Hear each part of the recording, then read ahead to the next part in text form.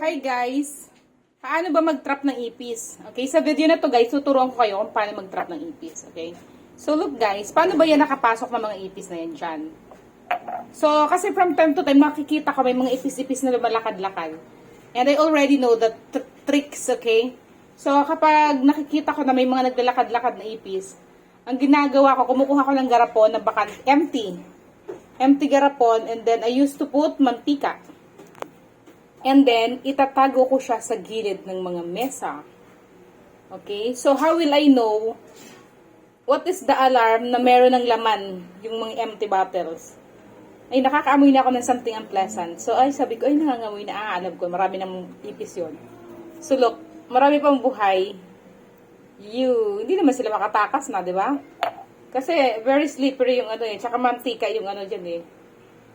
Di ba? Oh, dami oh. Hindi na sila makatakas. Dami ng patay mga adults. Oh. This is how to trap. Kuha lang kayo ng garapon, itago nyo sa gilid, yung madilim na part. Bukas lang siya, ganun lang. Pag naamoy nyo may baho-baho, natakpan nyo na, tapos tapon nyo na. Okay? So, one way of recycling garapon din. Tapon nyo na guys. But thanks for watching.